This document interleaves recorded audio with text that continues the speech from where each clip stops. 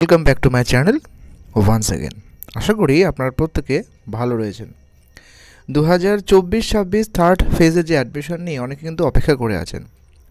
যদি আমরা academic calendar লক্ষ্য করি তাহলে দেখব যে ফার্স্ট সেমিস্টারের একাডেমিক ক্যালেন্ডার অনুযায়ী পরীক্ষার ডেট 24 মার্চ অনওয়ার্ড, অর্থাৎ তারপর থেকে হওয়ার সম্ভাবনা রয়েছে এবং এটা কিন্তু টেন্টেটিভ ডেট, সম্ভাব্য।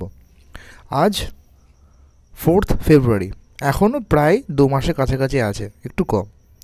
তো অবশ্যই কিন্তু সম্ভাবনা রয়েছে যে আরেকবার থার্ড ফেজের অ্যাডমিশন। কেন সেটা বলিনি পরোক্ষ পক্ষে, মানে প্রত্যক্ষভাবে অনেক কলেজে কিন্তু 100টা যে সিট, আমরা জানি প্রত্যেক কলেজে কিন্তু বিএডের ক্ষেত্রে 100টা সিট থাকে ম্যাক্সিমাম, এবং অনেক কলেজে কিন্তু সেগুলো কমপ্লিট হয়নি বা ভর্তি হয়নি। তাই অবশ্যই কিন্তু ইউনিভার্সিটি চাইবে এবং কলেজ কর্তৃপক্ষগুলো নিশ্চয়ই আলাদাভাবে একটা আবেদন করবে যাতে আরেকবার সুযোগ দিয়ে সেই সিটগুলো পূর্ণ করা যায় এবং যারা এখনও পর্যন্ত সুযোগ পাননি তাদের কমপ্লিট হোক।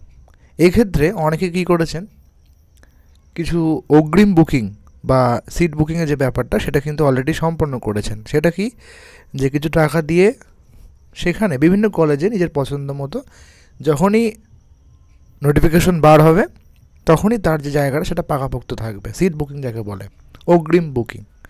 কিছু টাকা দিয়ে সেখানে নিজের নামটা নথিভুক্ত করে রাখা, যখনই অফিসিয়াল নোটিফিকেশন আসবে অনলাইন যে অ্যাপ্লিকেশন সেটা কিন্তু চালু হয়ে যাবে।